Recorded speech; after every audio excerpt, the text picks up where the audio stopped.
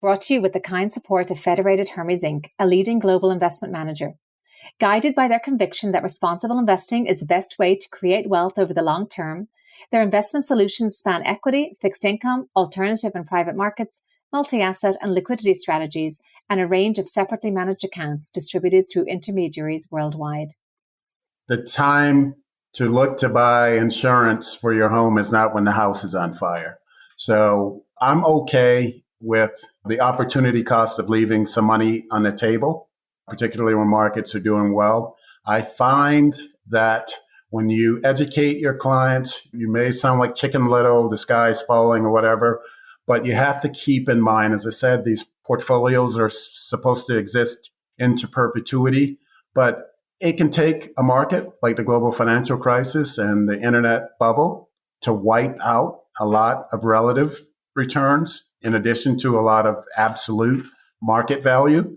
So my goal there is to prepare for bad stuff to happen.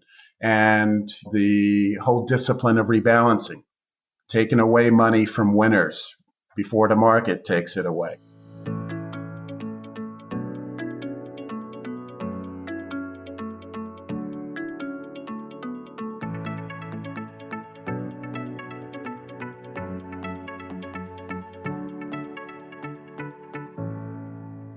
I'm Aoife Devitt, and welcome to the 50 Faces podcast, a podcast committed to revealing the richness and diversity of the world of investment by focusing on its people and their stories. I'm joined today by LaRoy Brantley, who's a principal at Meketa Investment Group.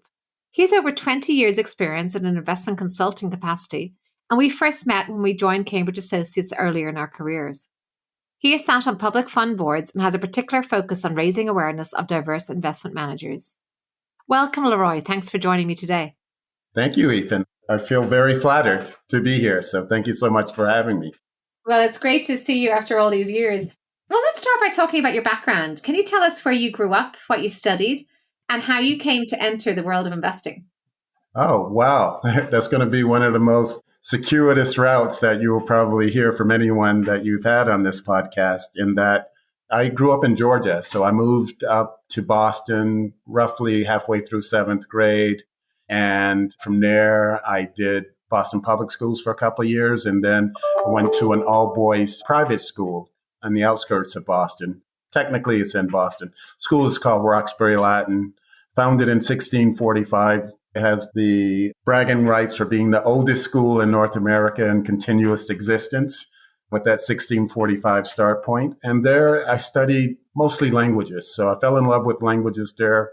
I studied French and Latin for 4 years and Greek for 3 years. And then from there, Roxbury Latin is a very small boys' school, graduates about 50 boys a year. From there, I went to what felt like a smaller college, an Amherst College. And there I studied classics, and I became a classics major. Worked for a couple of years after studying in Italy and living in Italy. Worked for a couple of years at a law firm, was convinced by my headmaster to come back and teach for 2 years. So I deferred law school acceptance and ended up teaching for 7 years. And a very good friend of mine convinced me to come over and visit some business school classes at MIT. And I fell in love with that place, very much the smallness and the intimacy of both Roxbury Latin and Amherst College. I then went to MIT, probably the only classics major they probably had seen there since their beginning of their existence.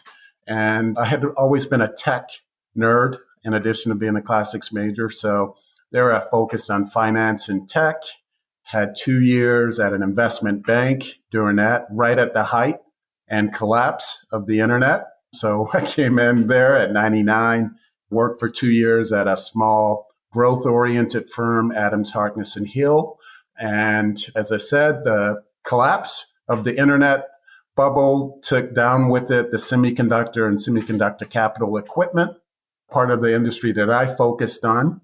And I had the unique opportunity to go and work at Cambridge Associates. And that was my foray into investment consulting.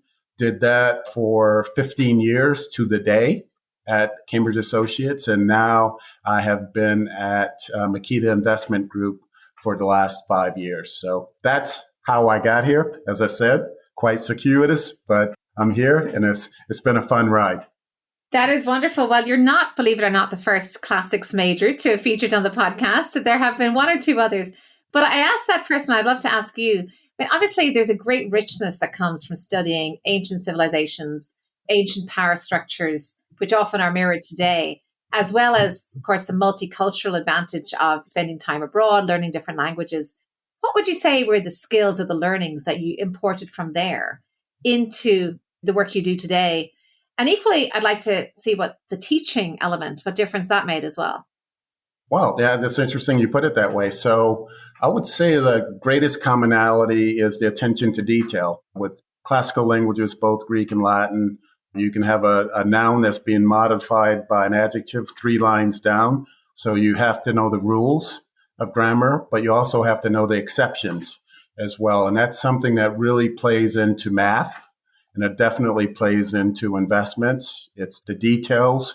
And that's something when it's coming down to manager selection, having a really well-formed conception of how a manager is going to perform in certain markets and educating my clients on that. So the education part is actually something that has kept me in this.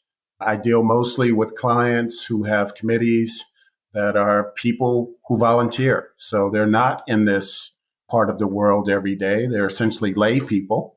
And it's my job to educate them.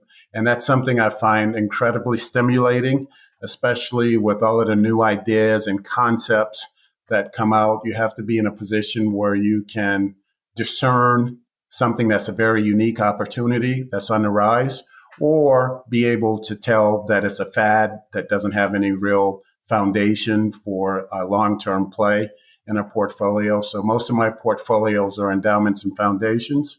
They're supposed to be around long after we're gone. And the job there is to make sure that they are, because as you know, the long term is made up of a lot of short term. So the teaching part is something that keeps me fresh, keeps me excited, and hopefully my clients feel the same way. I've heard them say, oh, that's how that works. I've always wondered what that word meant and how this played into what the endowment or the foundation would do in terms of performance. So that's something I really treasure, and it's something that's kept me in this business for 20 plus years. And I know you have had some board positions as well. What have you tried to bring to those boards? Have they been public boards or insurance company boards? Right. So no insurance company board. So I've never had a board that's paid me money to have a seat at the table. So it's mostly been schools, and I've been involved with a rather sizable pension fund here in Boston, Mass Prem. We just crossed over the 100 billion mark. I think there's one employee that's been there longer than me. I've sat on that investment committee for 16 plus years, sat on the board there for 7 years at the outset of that 16 years. And for me, that means a lot because a lot of that money is for Mass State teachers.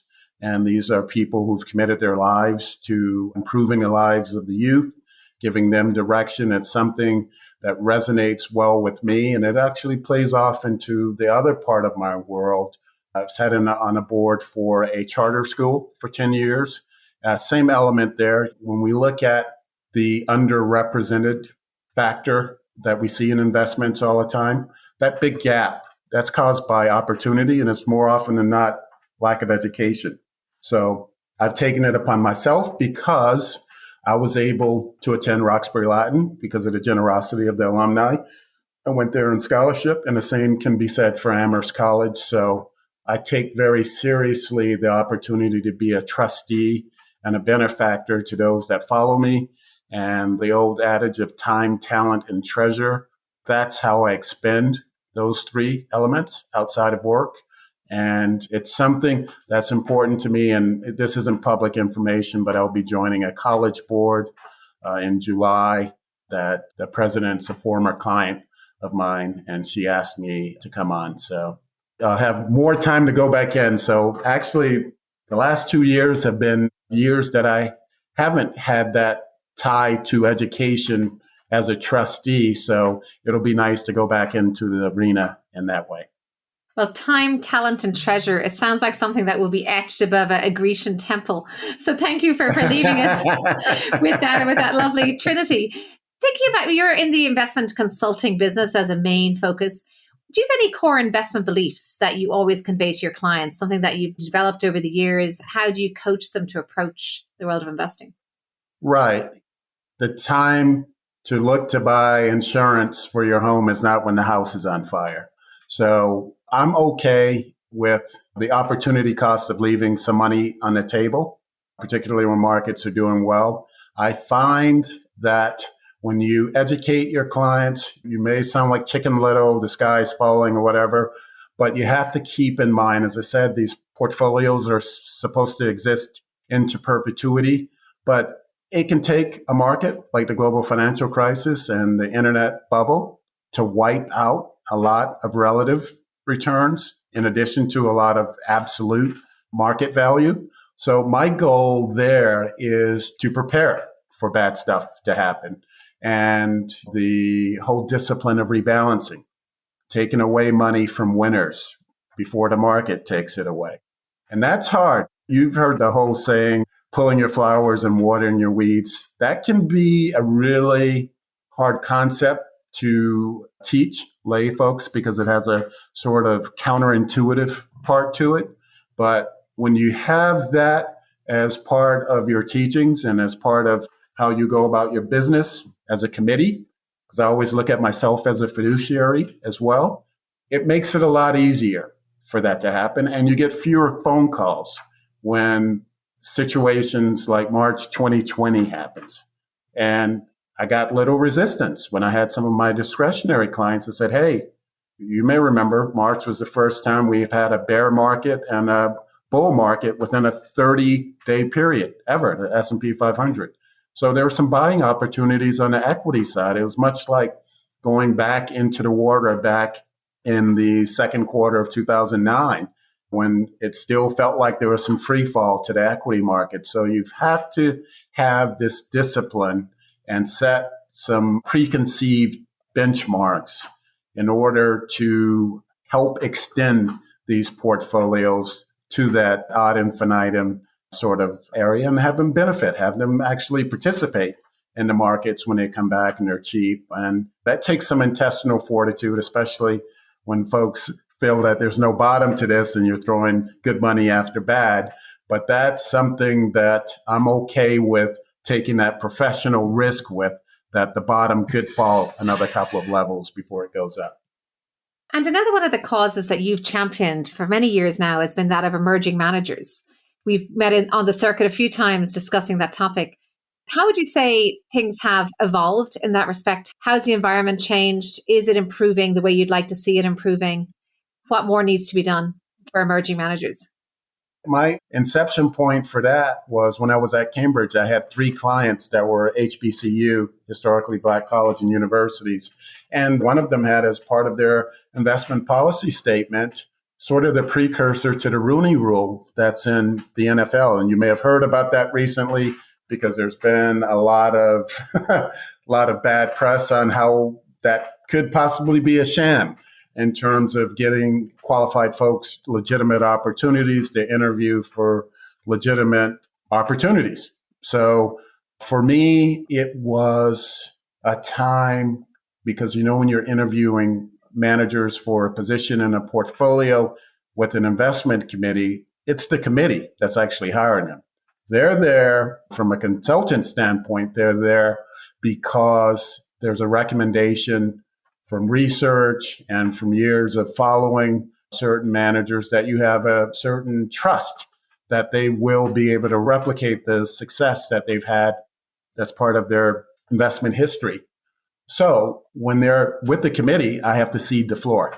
And there were some very uncomfortable questions. I'm taking back to 2003, 2004. So this isn't now the George Floyd era where everyone's trying to do what's long overdue. But these were really hard questions that were being asked by these committee members. Many of them were alums of HBCUs saying, hey, looking through your pitch book, notice no one in here looks like me. So what are you guys doing about that? And you know what? I felt uncomfortable at first because they were there because I invited them there. But you know what? If they're going to come and they want to invest money for a highly prestigious HBCU, They have to answer those questions. And now you flip the page forward now, and I'll take you back to 2017 when I started testifying in Chicago for the Illinois Senate, their pension board there. Whew. I mean, that HBCU meeting I was telling you about, that was kids' play. I mean, these guys, they're coming in hard for the consultants. They're not coming in for the money managers because that's who they're inviting. And I think one of the things I've learned over time is that there's too much credit/blame given to consultants as gatekeepers, because as I just mentioned, we don't hire anyone unless it's a discretionary account. And then we're really not a consultant. We're a manager in that instance. So when you are seen as a gatekeeper and you have a very poor track record for even bringing diverse managers to the interview session, you're going to take a beating on that front. But what I've noticed now is it's a much clearer process in that there's metrics, there are benchmarks, there are numbers, there are year-over-year results that are going into really defining your actions instead of you being able to come into this board and deliver a very eloquent speech on how all of these things are important to you and other members of your firm. They want to see the numbers. Now, how many of these people have you put to work? And we're not just talking index funds here. Anyone can hire a diverse index fund. We want to know managers in the more expensive part of the portfolio. So there's been a shift. There's been a shift from how much do these managers make up of the asset allocation or the allocation percentage to the fee percentage. We want to know, are these folks being paid in areas where they're going to deliver alpha versus cheap beta to us? So it's become, I think, the true gatekeepers there. They've really focused on more of the long-term part of the portfolio and not looking at how some firms have like taken the easy out with putting these managers in passive, long-only equity and fixed income parts of the portfolio. So there's a higher level of, with that transparency becomes a higher level of accountability. So I'd say that's one of the main shifts that I've seen in this. And I can speak more candidly about this, and I have been for more than a decade about this because of my training by those HBCU trustees where they were right. They were right. Hey, the only way you're going to inflict change or affect change will be through some uncomfortable situations. So if you have some discomfort here with answering about your lack of diversity or your lack of care on that part of what makes up the investment world, you don't belong in this room. We don't want you here, and we don't want you in our portfolio. So you're seeing some real 180s from some of the bigger firms that have been non-diverse since their inception. So that change is coming. And it's so interesting that you mentioned that discomfort. There was a great podcast with Justin Anekasi, who's based in London, who does a lot of work on areas within firms, mentorship and bias training. And within a firm, there can be a lot of discomfort as well, addressing these issues, especially in the aftermath of George Floyd's killing, and much more focus on that.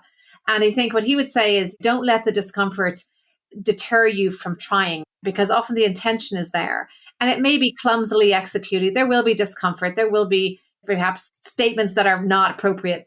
But I think if the intention is there and we're all kind of getting to the same place, I think that we're in a positive place. So thank you for reiterating that.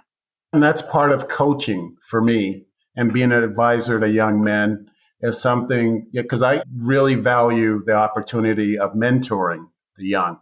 And folks that work for me will tell you, hopefully to a person, I'm very fair in how I go about mentoring or helping folks help me on accounts. And a big part of that is knowing when to cajole and knowing when to correct. And the correcting part can be very tricky. But in this industry, a lot of it's very unlike investment banking, where investments banking is this whole you eat what you kill sort of deal. And there's a scoreboard. You know what you're bringing in and you know what you should have at the end of the year. Here it's much more collegial. It's much more of a thought process share. So everyone's sort of kind and whatever, but You're not going to fix something that's wrong by being overly kind, and even more so by ignoring that it's there and it needs to be corrected. So I'm kind of old school that way, and I'm okay. And the same thing when I'm getting a review. It's like, oh, this is great. So what do I need to improve on?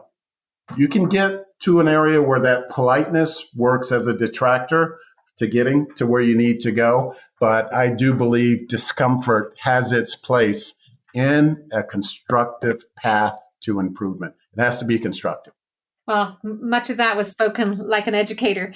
And I want you to put your educator's hat back on again. And this time to get your grade book out. If you were to score our industry, score what you see, look around you, look at the diversity, and not only in the ranks of the managers you work with, in the consulting ranks, are there enough of the HBCU graduates ending up in the right positions? Is there enough of a diverse mix now? What score, what grade would you give our industry today? I would say 75, maybe a C plus, because there's a recognition of what needs to be improved, whereas it was benevolent neglect was applied before. But this path, as we're on it now, is something that's very nascent. It's definitely in its infancy in terms of an industry that's been around for eons. And we're just now starting to make it a mandate to affect these changes and cast a wider net. Once again, no one's asking for this to be some sort of blind charity here. Everyone has a portfolio that they want to make money. But when you're not looking at the whole talent pool, because these opportunities aren't open to everyone, because you've already, and I can still remember being in a room with the trustee and we're talking about bringing in someone, creating an interview process, because they were telling me that they had already picked someone for the job. And I said, well, no, this is a unique opportunity for us to bring in someone from outside that we may not even know exists, or they may not even know that they would like to come work for us. So we're actually going to have to roll up our sleeves to make this opportunity known. And then we may have to interview scores more people, but that's the work part of it. And what came out of that, there was another trustee in the room and she said, yeah, and that's how systemic racism thrives. It thrives when there's no transparent process at work. I said, never looked at it that way. You can't say, oh, we've already looked. There are no more talented people out there for what. No one that looks like that would want to come and work here. Yeah, if you're going to say it like that, you're right. But that whole prerequisite of having a process, of having a transparent process and going through with that needs to be more there. And look, at my firm, we actually go and interview at schools outside of New England. Like at HBCUs down south. We go down there because guess what? Not all of those kids are going to have to come back from Virginia or come back from Atlanta or Florida to work in Boston and have no one here. Some of those kids are actually from Boston at those schools. So coming back home is not as big a disturbance in their lives. But we have to make these opportunities known. We have to get out there. And investment consulting, I'll tell you, anyone that in our age group that grew up saying they wanted to be an investment consultant is a liar, because I didn't even know this industry existed until 2002. So I think we both had the reckoning at the same time. Same for me. Right. Isn't that something? Yeah, right. We don't do a good job of that. Here. Well, let's go back to some personal reflections now, move away from the industry for a moment. And you've had a long career so far. Have there been setbacks and challenges along that route that you have learned lessons from that you can share? Well, I've been here. We can touch back on something I just mentioned a short while ago. So, I came in as a result of the internet bubble into this industry. And then, 2002, things were not going well. The markets were still down a bunch. The NASDAQ had gone from 5,000 to, I think, 3,000 to 2,000 during that time. And, the S&P was down 40%, I think, in 2002. So it was nerve-wracking for me to come in at a period of time when client portfolios were still losing money. It's like, oh my God, why would they keep us here? We're losing their money. It's like, no, no, no. This is where the benchmarks come in. On a relative basis, we're actually saving them money by being in these types of portfolios that we have been advising. And I go back and I look at some of these numbers and how these growth managers essentially took over the world during the internet bubble. And the value managers, they're up 10, 15% a year. And that meant nothing. It meant absolutely nothing when you're going up against 50, 75, 100, and more than that per year. So I've learned the concept of relative performance and what that meant. And I learned the concept of patience, of dealing with how do you deliver news like that. And then when the global financial crisis happened, those portfolios had already been so greatly overvalued. The managers, the underlying asset classes in them. As I said, I had my clients had money out for 2 years. So, of course, cash was creating a drag, but they were very happy and nervous about going back in '09. But what I did learn was the patience of having these benchmarks, these preset benchmarks, of knowing when to go back in, when something was cheap enough, when it made sense, when to take money away because it was overvalued. So, and that played huge, as I said, this past March, bringing my clients back into the equity markets before the end of the month. That was a great starting point. And that helped. So I would say the patience part is one of the things I've learned. And I've also learned because I've had some important mentors in this industry. One thing you never do is chase performance. If you're looking at what you're doing quarter by quarter and you're looking at this manager's hot, I need to get some client money there. Yeah, that's a road to disaster.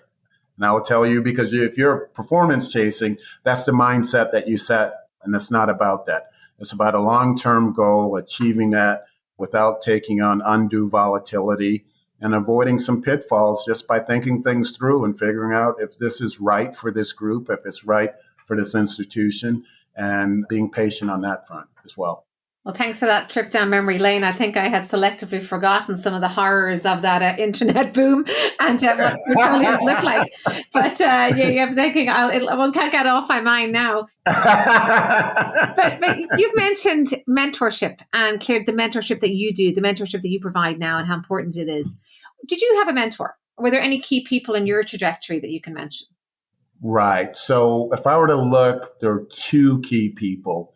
One was my classics department head, Ned Ligon.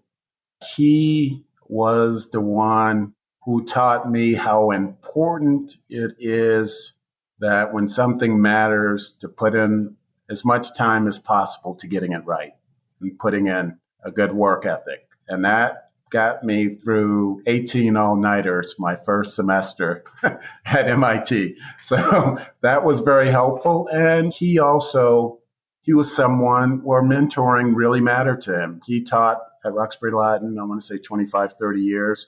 I had him in both Greek and Latin. He was my lacrosse coach as well. And I had a lot of avenues to him. And to this day, we're still friends. So he had an overwhelming effect on me in terms of work ethic and things that I didn't learn through college. I felt in a lot of ways, teachers, because when you're a student, you're like, oh yeah, it's easy being a teacher. You're the one punishing us all with this work. Well, I learned on the flip side of that, someone has to correct all of that work and someone has to create these tests and exams. And there's a lot that goes on behind the scenes. And I would say in the investment world, I don't know if you crossed paths with him. I think he was still there when you were there. Sandy Smith. Sandy Smith, when I came into this business, I had 3 clients with him. And he taught me how to manage clients and how to manage expectations. And more importantly, he taught me how to listen. You come out of a company where there's a lot of work that goes into figuring out how stuff works, how stuff should work. There's a lot of work that goes into evaluating managers and how they should fit in the portfolios. But you also have to recognize, as I mentioned before, it's not your decision. You're making a recommendation. He taught me how it was okay to get no as an answer and not take it personally. And that's what it is. You're making a recommendation. And to this day, and all three of our clients were in New York, and some of these folks were hedge fund managers too that sat on these committees that had the attention span of a gnat. So you had to keep them engaged, and you also had to deal with the people, in some instances, that were writing very big checks for these institutions, going back to the time, talent, and treasure part. So with Sandy, I watched how he handled a room. As I said, I came in after '02, and I was with him on clients through the GFC. And when we had to go and deliver some hard news to clients in terms of a lot of absolute market value being wiped out. But at the same time, there was a path that was always there to getting to the other side of that darkness. So he's someone I always really respected as well. So those two gentlemen. Those apprenticeship moments are just so valuable. And I really don't think we would be the professionals we are today without them. So I've also had many like that. And when you think about any words of wisdom, maybe that any of these mentors shared with you, or any creed or motto that you've developed for yourself, is there anything you can share there? Well, I looked at both of these people that I just mentioned to you. One thing they had in common was they were doing something that they loved doing. Sandy loved serving the E&F community. It was something that his wife was a performer. We had Lincoln Center for Performing Arts, and he knew what went into where that money was going to be used. And Ed Ligon, that I just mentioned to you, he just had a joy of teaching. And he told me every year is a different year. Even if you're teaching the same subject matter, it's a different year. And what matters is how you help that person's life outside of what you're teaching them in the books. And every year I walked away with the end of the school year with a treasure trove of experiences. And I tell you, when I got accepted to business school, I cried for 2 weeks when I gave my notice, that spring. And I was thinking about rescinding and staying and teaching. So the thing that's important is to have a passion for what you're doing.